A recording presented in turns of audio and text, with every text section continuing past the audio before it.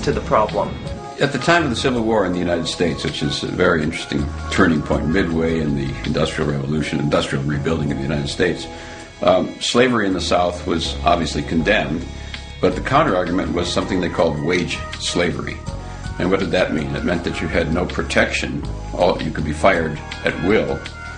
Without a job, you could be thrown out on the street, and you were a wage slave was the term.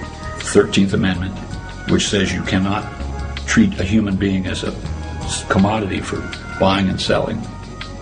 And the new economics is you can no longer buy or sell labor, but you can rent it. So the wage is you're renting somebody. The word job was invented in the industrial age in England. It didn't exist before. And it describes a pile of things that one does for money. Work is a very, very old concept. And work is something you do because you're passionate about, or because you're good at it, or because that's what you love doing. A job is specifically something you do for pay. Pay in national money, to be precise. Tell me, why are you interested in this job? I need a steady job, Mr. Wiley, with a chance to go places. People like Woodrow Wilson and Abraham Lincoln said that if America became that sort of society, the society in which everyone became, the vast majority became wage laborers or wage slavery as they used to call it, we would lose the freedoms that made America great. If you, say, were in such conditions of duress, that you just couldn't survive except by being a slave, you might sign a contract that says, okay, I'll be your slave. That's by your own free will. I mean, are we going to take that seriously? Under some pathological assumptions, I suppose. We live in an economy which takes 80% of each new generation and educates that 80% to obey orders and to endure boredom, and stifles their creativity and stifles their capacities and curtails them. They are systematically crushed by a system which does what? Which fills slots. And 80% of the slots need people who just do rote, tedious, repetitive labor, at least at work, and therefore are acclimated to doing that. Most of my jobs I've never really liked. I've never said, this is great. I can't believe I'm getting paid to do this. Yeah, there was a job I really, really despised, but the money was really good. It wasn't the job that I wanted, and my daily life and my work experience was just not making me happy. I mean, you could say, you know what, this is a terrible job. I don't want to do it. It's a free market. You have total choice to not show up under these terrible conditions. At the same time, if you don't, little problem here, you're not going to eat, and your family isn't going to eat. And that's why people do it. Yeah, I really hated that job. I think many of us nowadays feel the way Charlie Chaplin role modeled long ago, like cogs in wheels, that we're stuck in the machinery of our economy, that we have very little choice. We have to work a 9-to-5 job and watch a little TV and go to bed and do it all over again. I want to have a more rewarding experience, I guess, with life, and based not just to make money and to say, oh, this year I made 10,000 more than last year. I think that this whole idea of a middle class in this country is ridiculous. There is no middle class. There's no such thing as that. They're the working poor too, because their whole lifestyle is financed to death. They have the big, beautiful house, the 2 lovely cars. They're putting their kids through college. But if they get fired from their job, all of that stuff is over. I've always been kind of a cynical person, so I guess to me, doing jobs to just support yourself is just pretty much what life is about. It's that we do the work we do so often simply for the money. Now, since we're all chasing this money around, it utterly patterns our society. So hardly realizing it, they come into their purchasing stage and are off on a wild, non-stop ride.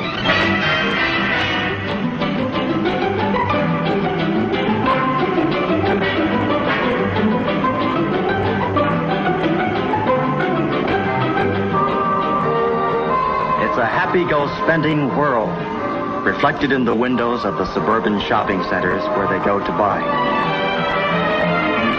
I claim there's enough work in the world for everybody, forever. But if you start to have to pay for it with national money that's scarce, that's making it work into a job, that is going to be another question. Because someone has to borrow that money in order to pay you. As we get rid of more and more and more jobs, we may have to get to a point where we redefine the meaning of work. And you're going to have to find other ways for people to support themselves. Work, there's an infinity of things we can do. We can make every city, every garden, every house a paradise. There's an infinity amount of things to be done to reach there. Don't expect to be paid for it in national money. Don't get that idea. So we have to find another way, what people can do in a post-industrial age.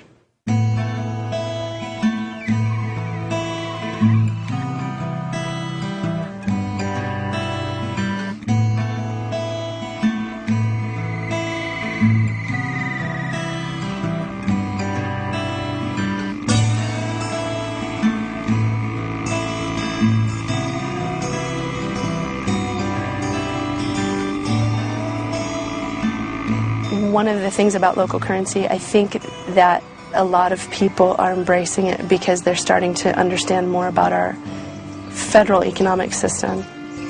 Federal reserve notes don't necessarily serve the best interest of local communities, and local currency can help tip the scales back into that mindset. For some people, if they have river hours and they don't have federal money, we felt like, well, that's fine, we will take them. And it works for us because we have employees here who are willing to be paid in river hours. My name is Mark England, and I'm a registered nurse, and I'm the Director of Clinical Services here at La Clinica.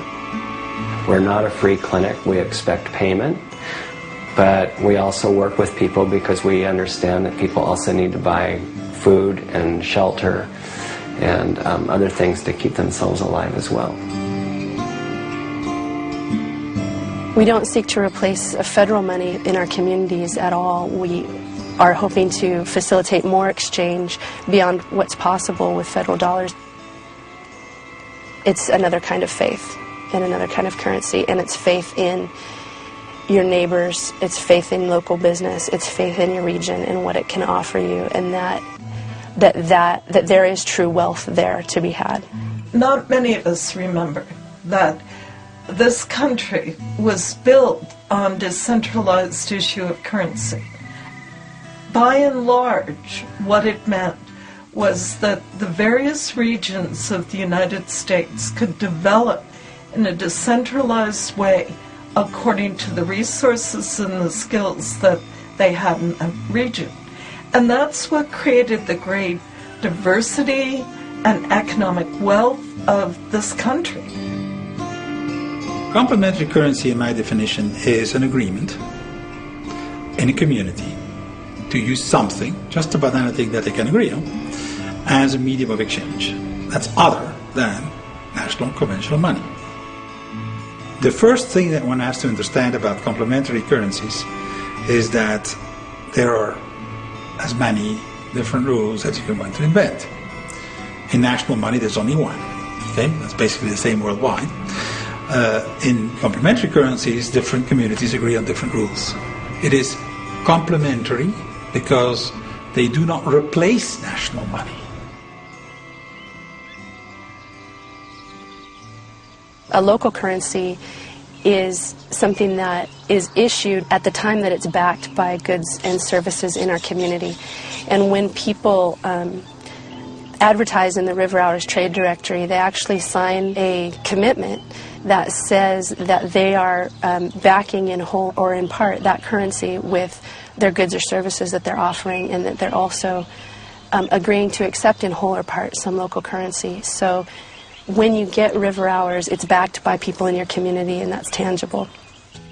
Local currency is a way of encouraging people, inducing people to spend locally. And it's also a way to help people to support one another in the local economy when they maybe do not have any money.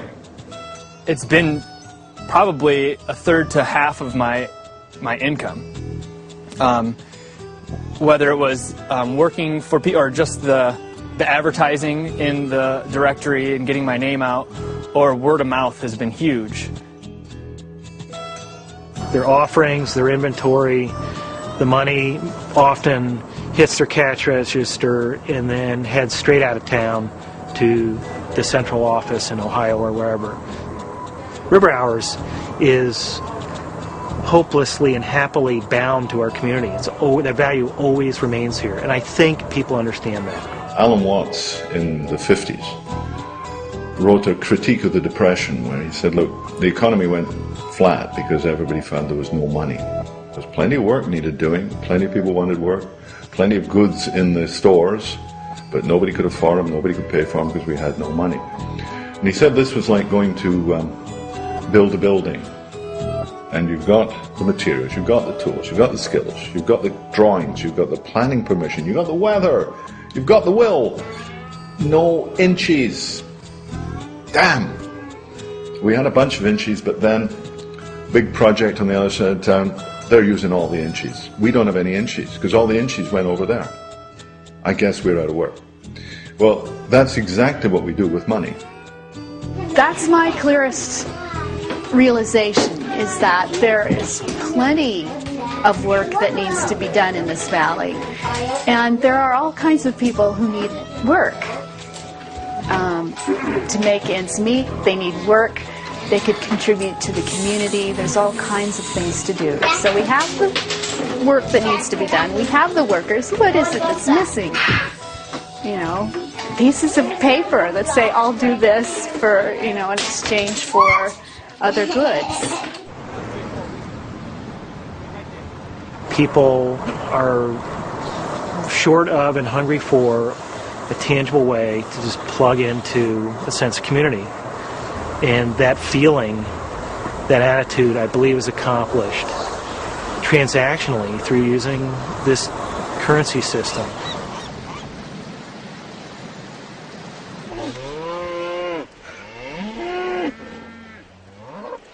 Once they get the concept that, you know, we can spend the money here and it stays here and it helps out our school system and our children and our future and everything, people really get a hold of it again.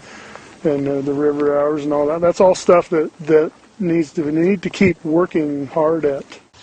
I think it's exciting. I think River Hours isn't going anywhere. You know, I think it's only going to continue to bring people together and to get people talking.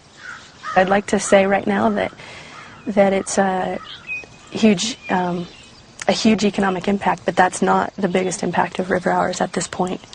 The biggest impact is people starting to shift into recognizing and realizing that local communities can become more self-sufficient in every way.